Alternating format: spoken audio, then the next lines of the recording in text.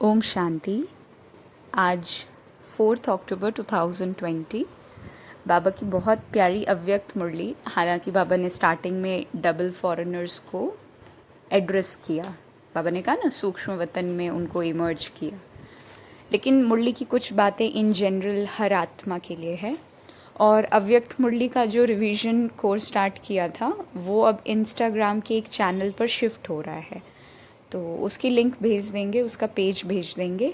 वहाँ पर हर दिन मतलब 7 डेज़, हर एक दिन मतलब कोई और स्पीकर किसी दिन, कोई और स्पीकर किसी दिन, बाबा की मुरली ही है।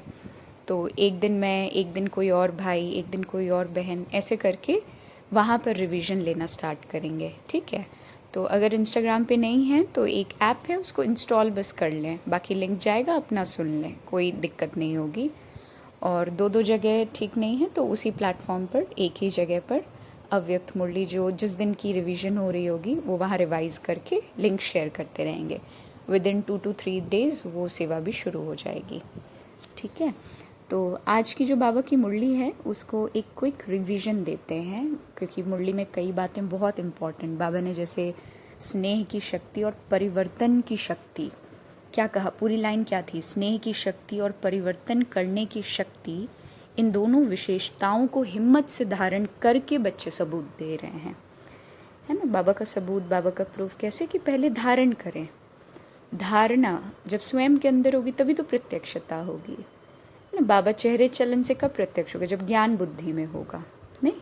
तो बाबा वही कहता कि ये जो स्नेह और परिवर्तन है, क्योंकि परिवर्तन का आधार ही प्यार है, मोहब्बत है, स्नेह है ना, नेह, प्यार बाबा के प्रति, है ना। इस ज्ञान से बहुत गहरा लगाव, टेस्ट इसका अच्छा हो, है ना, ज्ञान के प्रति अफेक्शन।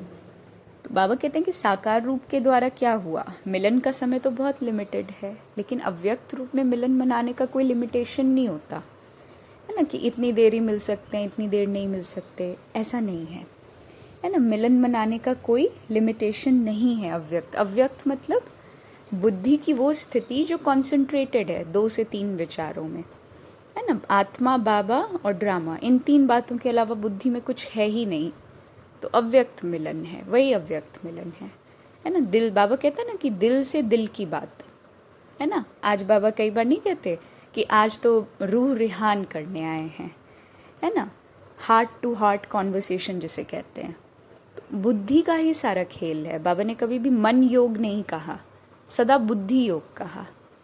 आज दिन तक क्या होता कि मन जिस डायरेक्शन में भागता, बुद्धि वहीं काम करने लगती, नहीं करती, है ना। मन किया कुछ अच्छा खा लें, मन में क्योंकि देह भर गया, बुद्धि भी उसी के पीछे चली गई। तकदीर, बाबा कहता बुद्धि इज इक्वल टू तकदीर, तो तकदीर में ही नहीं था, यानी बुद्धि में नहीं थी उन बातों का डिसीजन लेना। तो ज्ञान से तकदीर बना, health, wealth, happiness, wealth of knowledge, health of body, mind and relationships, health और हैप्पीनेस किसकी? Unconditional happiness with unconditional love, है ना। तो हमारा योग बुद्धि का है, क्योंकि मन में तो विष है, मन में देह है ना। बुद्धि में आत्मा, परमात्मा और ड्रामा है। और भी बातें जब आती हैं, बुद्धि इधर उधर जब कहते हैं भाग जाती है, यानी मन जहाँ जा रहा है बुद्धि वहीं लग गई, तो वो वियोग है।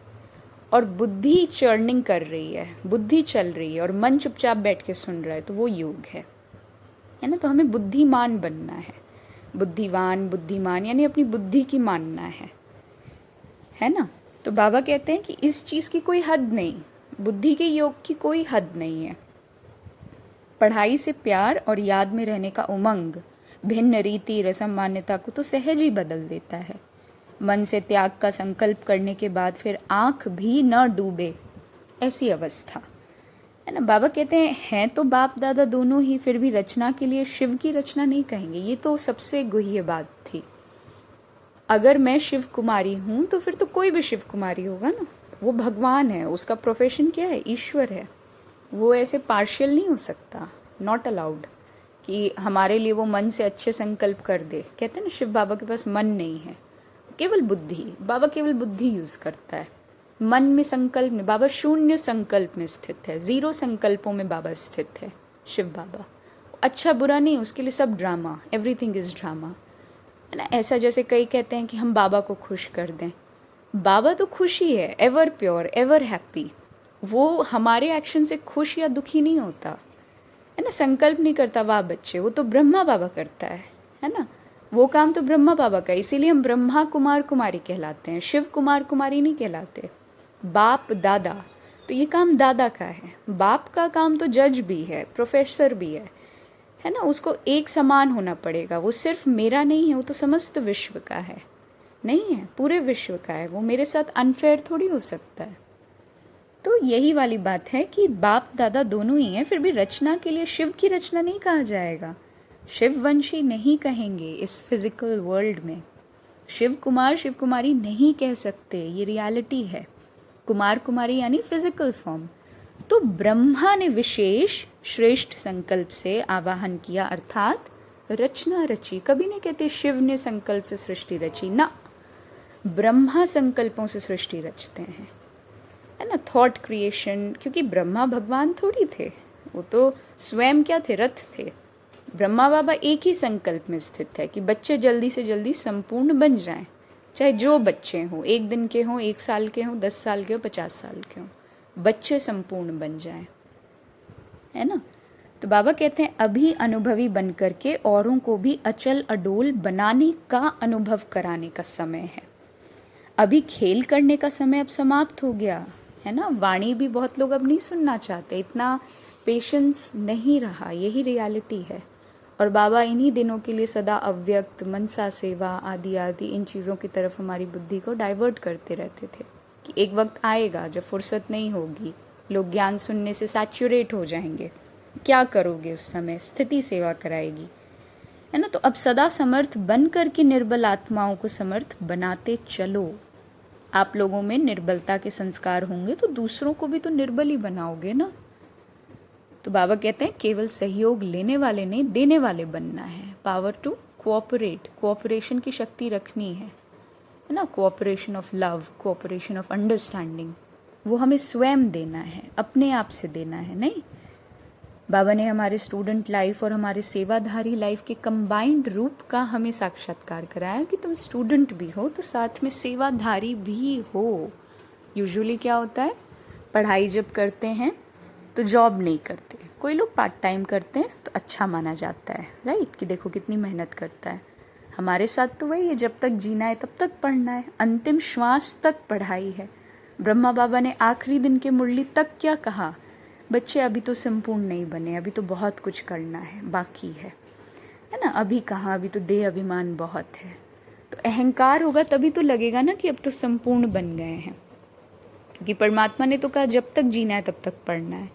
तो सेवाधारी का अर्थ क्या है, जो सदा उमंग उत्साह का सहयोग दे, है ना। 1-2 का सहयोगी बनना है, 1-2 के योगी नहीं बनना, 1-2 से योग नहीं लगाना शुरू कर देना, सहयोगी, है ना। सपोर्ट सिस्टम, एक दूसरे के साथ संगठन का बाबा हमें शिक्षा दे रहा है, हैबिट दे रहा है। तो ब्राह्मणों की भाषा भी एक ही हो, है ना। बाबा ने कहा कभी भी किसी भी स्वयं के संस्कार या संगठन के, या यूं कह लो कोई अन्य संकल्प, वायुमंडल की हलचल से दिल को शिकस्त नहीं करना। दिल यानी कॉन्शियसनेस, है ना, कॉन्साइंस। सदा बात को कंबाइंड रूप में अनुभव कर दिल शिकस्त से शक्तिशाली बन आगे उड़ते रहो। ज़्यादा सोचो नहीं, व्यर्थ संकल्प या व्यर्थ जितने भी हमारी चिंतन है, चिंता है, वो हमें कमज़ोर बना देता है। बाबा कहते हैं जिसका व्यर्थ ज़्यादा चले तो आराम से 2-4 बार मुरली पढ़ो, मनन करो, पढ़ते जाओ। फिर अंत में बहुत खूबसूरत बात कि शुद्ध संकल्पों की शक्ति जमा करते जाओ तो व्यर्थ तो ख़त्म हो ही जाएगा, है ना। फिर बाबा ने वरदान क्या दिया, रूहानियत। रूहानियत यानी रूह को देखने की नीयत। तो रूहानियत की श्रेष्ठ स्थिति द्वारा वातावरण को रूहानी बनाने वाले सहज पुरुषार्थी भव। जब रूह को देखने की नीयत बनेगी तभी हम वातावरण को भी रूहानी बना पाएंगे, और वही सहज पुरुषार्थ होगा। क्या कहते हैं, सेंटर जाते हैं तो योग अच्छा लगेगा, फलाने रूम चले जाएं वहाँ योग अच्छा लगेगा। क्यों? क्योंकि वहाँ पर वो आत्माएं आईं जिन्होंने रूह को देखने की नीयत रखी, वो वाइब्रेशंस क्रिएट किए, है ना। घर पे जब रूह देखने की नीयत बन जाएगी तो घर भी सेंटर। कई अव्यक्त मुरलियों में बाबा ने नहीं कहा कि घर घर को अब सेंटर बनाओ, अब वो टाइम गया कि एक ही सेंटर पर सबकी जिम्मेदारी, इतने लोग आएंगे तो कैसे संभालोगे? And corona is giving that opportunity, नहीं दे रहा है घर को सेंटर बनाने का। तो रूहानियत की स्थिति द्वारा अपने सेवा केंद्र को ऐसा रूहानी वातावरण बनाओ जिससे स्वयं की और आने वाली आत्माओं की सहज उन्नति हो सके। आप जहाँ भी हैं वहाँ समझे ना कि ये सेंटर है और मैं यहाँ सेंटर की इंचार्ज हूँ और इसी घर को मैंने सेंटर बनाना है, तभी तो घर घर सेंटर बन पाएगा, नहीं? तो बाबा कहते हैं कि एक्स्ट्रा सहयोग की आवश्यकता होती है किन्हें? जो बाहर के वातावरण से थक जाते हैं, इसलिए उन्हें रूहानी वायुमंडल का सहयोग दो, है ना। आत्मा अनुभव करे कि ये स्थान तो सहज ही उन्नति प्राप्त करने का है।